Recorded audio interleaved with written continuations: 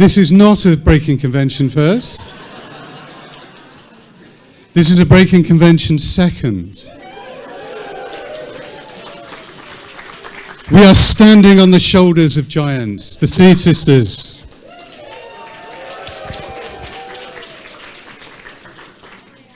I've been given terrible information. My name is Dr. Andy Letcher. I'm a senior lecturer here, clearly with amnesia.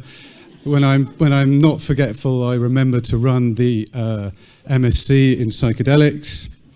I'm chairing this session. I'm also giving a paper, so I'm not going to say any more. I'm just going to get straight on with my paper, which is called When Time Becomes a Loop, Contemporary Accounts of Fly Agaric Use.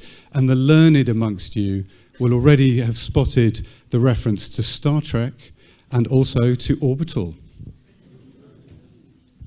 So here it is, the fly agaric mushroom. Oh, yes, sorry, come on, brain. Not only do I have amnesia, I'm long-sighted, so I need my computer. Oh, I'm not going to explain. Here it is, the Amanita muscaria, the most beautiful mushroom. The mushroom everybody knows. We know it from childhood. We know it from childhood because it appears regularly in our children's literature. It's iconic. It's iconic also for psychedelia in general. If you go down to the forum, you will see plenty of images of fly agaric. I picked up a beautiful badge with a fly agaric on it.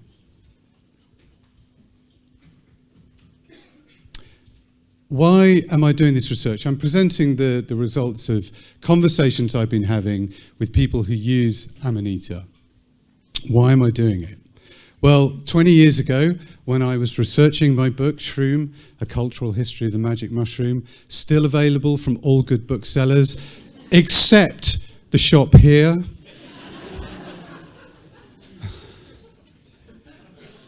When I was doing the research for that, it was very difficult to find anyone who was using Amanita.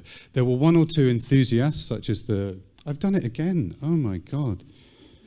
Absolute idiot. I might shut this. This is a terrible idea. Yeah, there were one or two people, one or two enthusiasts, like the Soma shamans, these couple who were in Washington State. But for every enthusiast, there are at least 10 or 20 detractors who'd say, yeah, not really worth it, not really worth the effort. At the same time, lots of people were making extraordinary claims about the role of the fly agaric mushroom in the history and genesis of religion.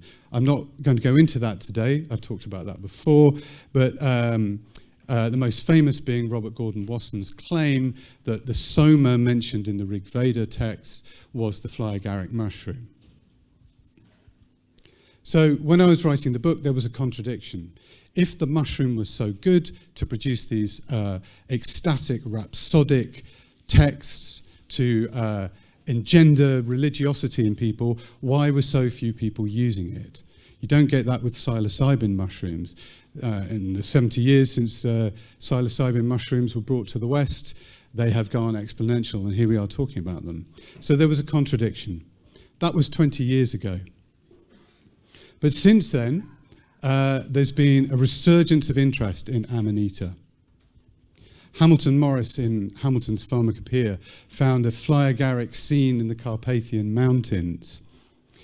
If you've Googled Amanita at all, you cannot fail to have encountered Amanita Dreamer, who's a very prolific content creator, written a book, lots and lots of information there, and claiming that Amanita cured her of depression and addiction to certain drugs. And then, if you want to take the pulse of the psychedelic underground, of where things are at, I can recommend no better place than the inside door of a festival toilet. For there, you will find everything that is going on in the psychedelic sphere. And here are just two flyers that I saw at Medicine Festival last summer, including our very own Avi Esther, who is going to be talking in our panel.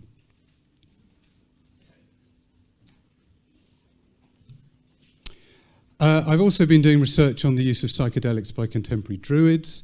I'm a scholar of religion, and I'm very interested in paganism and shamanism and all that kind of stuff. And this chapter came out last year, and I was expecting the Druids that did use psychedelics to be exclusively using liberty caps, the local choice. I was surprised to find that many of them were also using fly agaric. Oh, I double-clicked. So here are my questions. I want to know how people are coming to use Amanita in the first place, how they're preparing it, what the effects are that they're reporting, how they're making sense of their experiences in brief setting.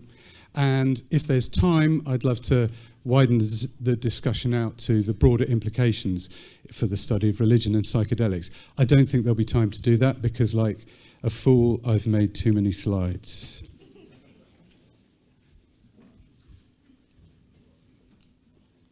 You really do have to click it.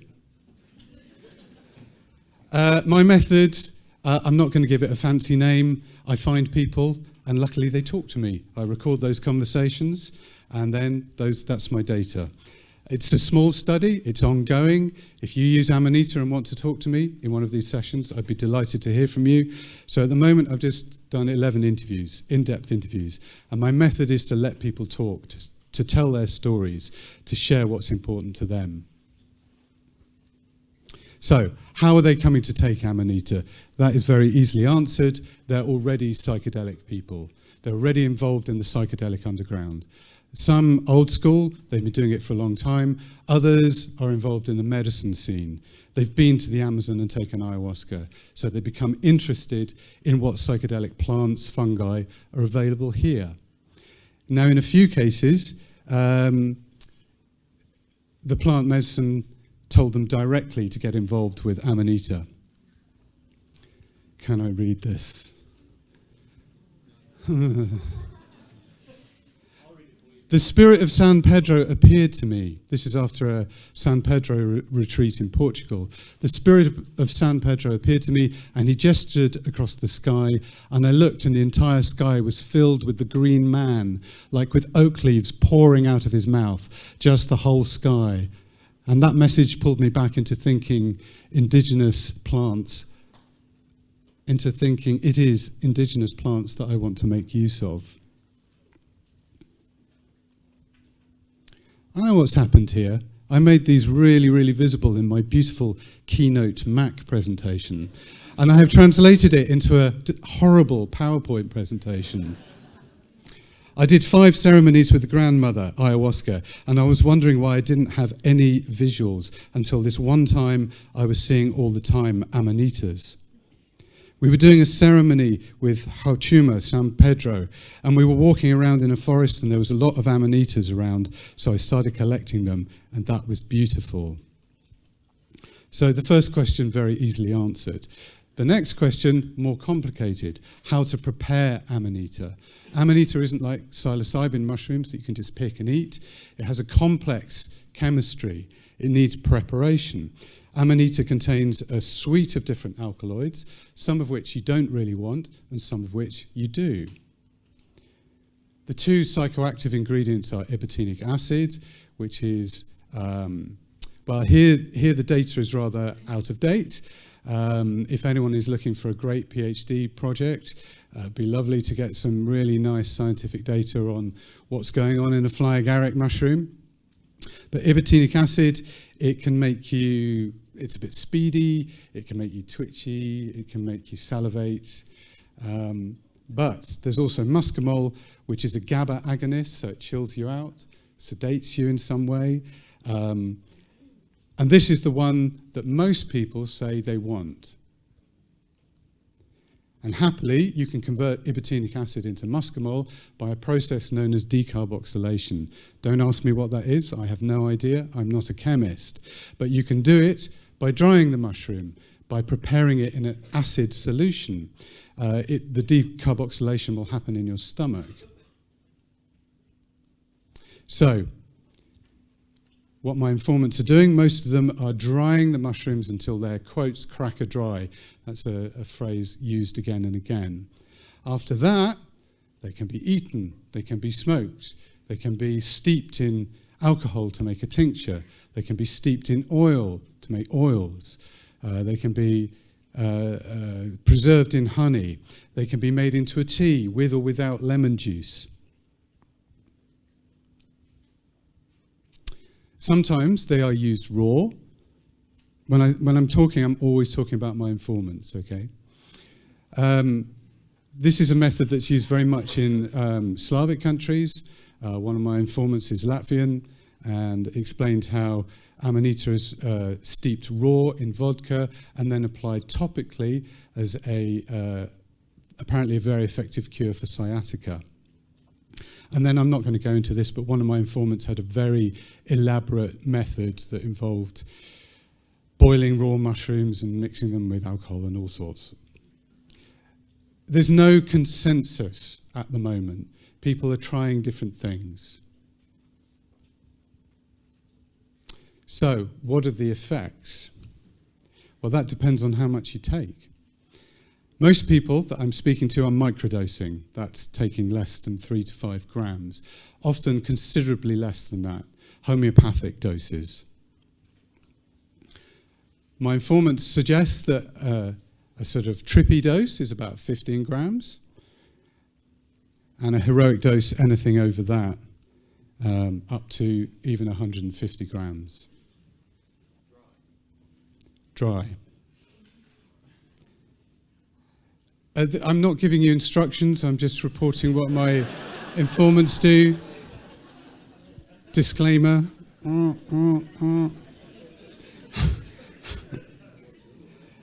My informants warn me that it's possible to have an accidentally high dose because you can get, quotes, a hot mushroom because the active ingredients vary from mushroom to mushroom. So it's important, they say, to make a blend, make a mix. Avi may have more things to say about this, as well as Amelie, where he's going to talk about the use in Siberia. But also, they're saying that everyone reacts differently. So one of my informants holds Amanita ceremonies and gives the same dose of the same preparation to a group of people, and some of them will feel very little at all, and some will be tripping very heavily. Amanita Dreamer suggests that you need to personalize your dose to you. You need to find the right balance of ibotenic acid to muscimol. So if your dose is a bit speedy, you can't sleep, you're a bit wakeful, you've got to decarboxylate more. If it's making you too sleepy, you've got to decarboxylate less. Okay, the obvious starting point is to compare Amanita with psilocybin. Is one of my informants. It's much more like being drunk. You lose more of your equilibrium and balance. I feel more sick than I do with Liberty Caps. It's that drunken feeling, that wobbliness and being away.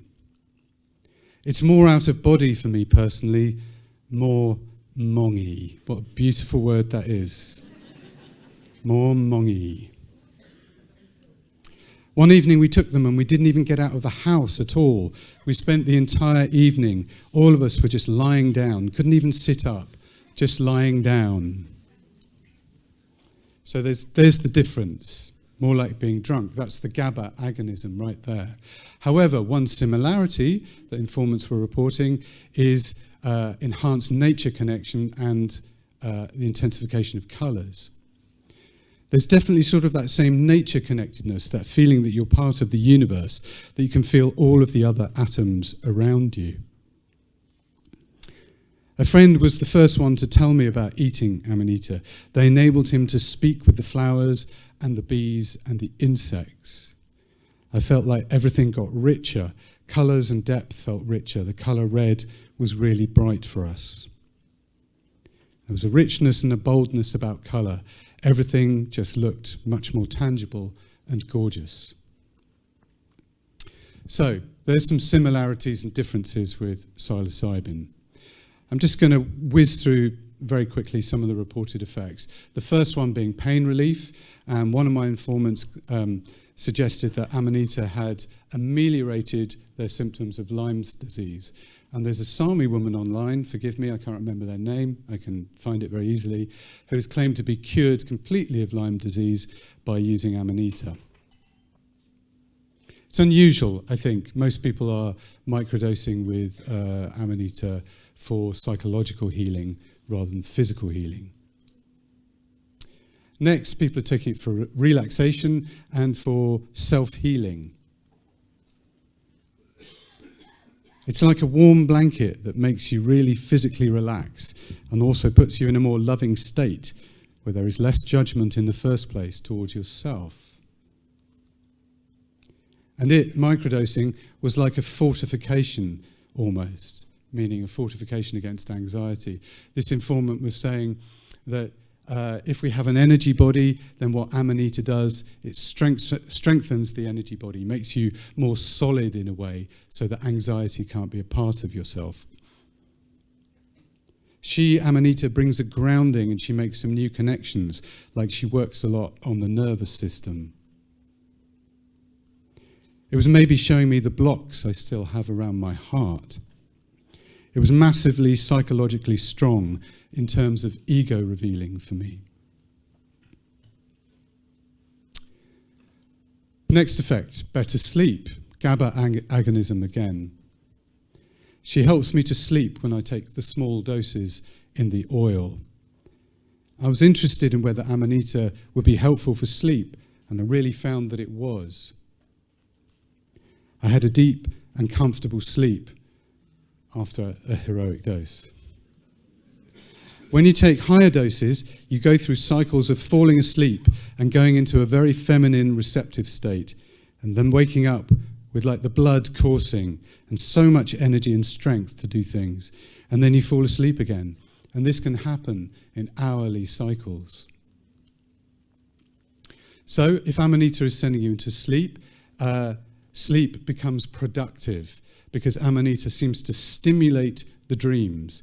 I would perhaps class Amanita as an oneirogen, generates dreams. Dreams are richer, more vivid, more profound, and importantly, more easy to remember. It's as if Amanita takes you into a more hypnagogic state, that state where you're not fully asleep and you're not fully awake, you're somewhere in between. I think in all possible levels, Amanita is a dream medicine for me. My dreams were absolutely amazing.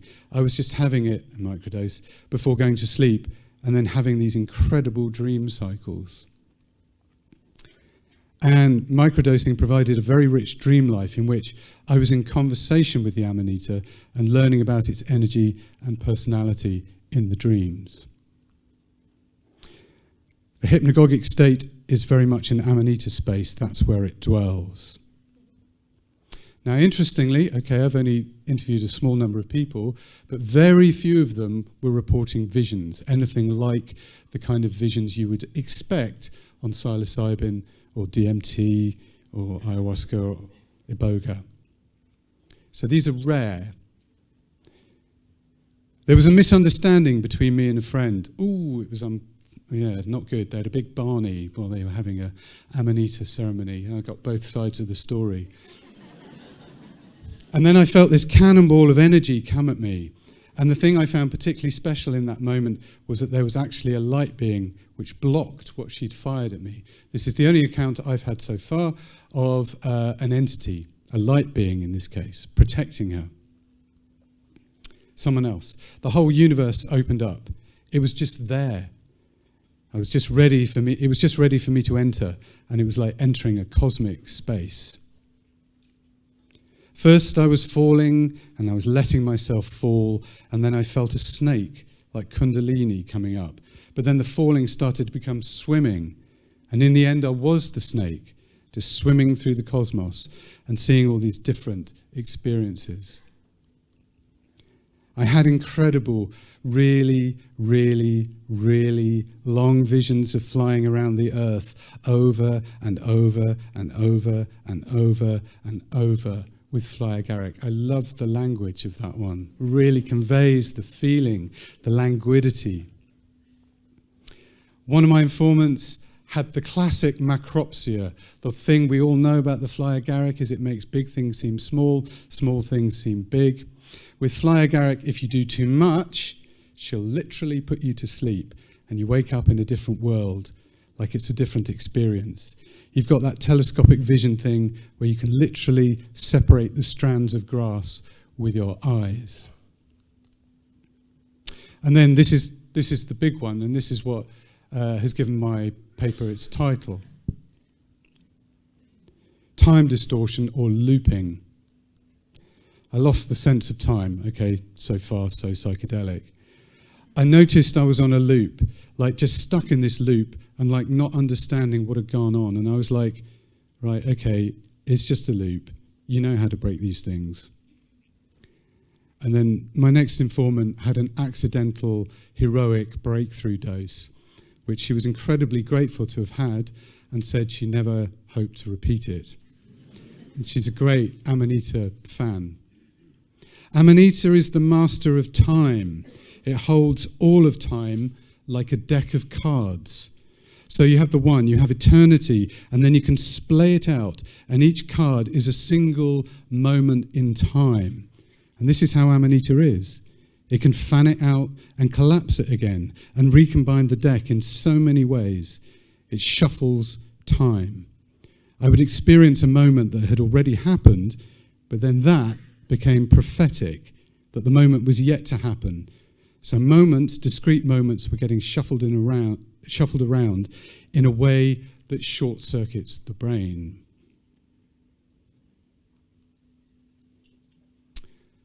So thus far, I've only really been describing pleasant effects, but Amanita can also produce some unpleasant effects. One or two of my informants expressed concern that there was very little in the literature about what the long-term effects on your kidney and liver health might be of using Amanita. A lot of my informants felt that Amanita had been unfairly demonized in the West and was safe and was a medicine. And yet, it can lead to loss of motor skills. Nausea is an obvious one, excessive salivation, blackouts even, and in one case, an episode that looked, at least from the outside, like a seizure. Sometimes it makes me feel a bit like squishy in the head and disorientated. So what my friends saw was this. I just started screaming, "Oh my fucking gods," and sobbing uncontrollably. And then apparently I tried to run away. And I didn't get very far and fell to the ground and looked as if I was having a seizure. My body was convulsing and my eyes, of course, were flipping like crazy. I woke up a few hours later and was horrified to see 5 hours had passed from the last thing I remembered. Luckily, they had sitters. Okay, I'm starting to run out of time, so I'm going to whiz through the settings very quickly. Obviously, if you're microdosing, the setting is whatever you're doing when you're microdosing. But most of my informants were doing it in what's called, I would call a ceremonial setting. A Latvian sauna called a pits. One of my informants, psytrance, which I would include as a ceremonial setting. But also improvised ceremonies in people's front rooms, out in the woods, around a fire. One informant had done a fly agaric ritual in West Kennet Longbarrow. That's me in West Kennet Longbarrow, in case you hadn't worked it out.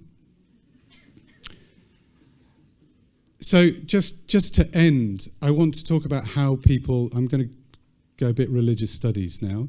I'm interested in how people, the language that people use to make sense of their experiences. How do people make sense of their non-ordinary experiences? That's the question that preoccupies me. So what discourses are people using? And I was struggling to find a nice, neat way to tie this all together. I think there is a thing, but it doesn't yet have a name. It's not shamanism, because a lot of my informants would deny that they're shamans. It's not paganism, because not all my informants are pagans. Some are, some aren't. the word indigenous is problematic. So, lying in bed one morning, I came up with this term, enchanted realism. I'm just playing with it. I could give a whole lecture on the enchanted bit. I haven't got time. The important bit is the realism bit. This is real for my informants. It's not make-believe. This is how they see the world. This is their ontology.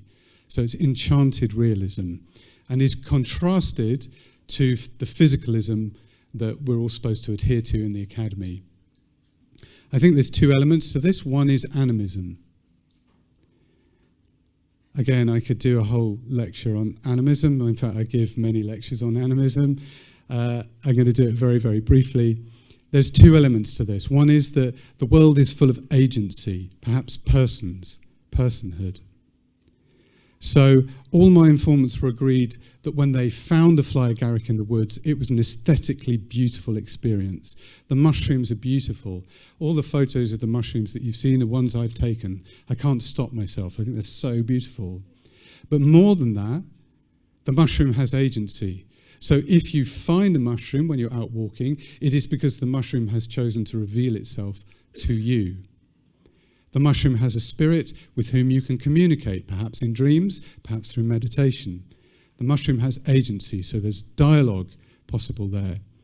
And that includes reciprocity. So a number of my informants would give offerings when picking mushrooms: tobacco, oats, song. So there's the animistic side of this enchanted realism. The other side is magic, and that to me has two meanings. The first is enchantment. Okay, I will say a bit.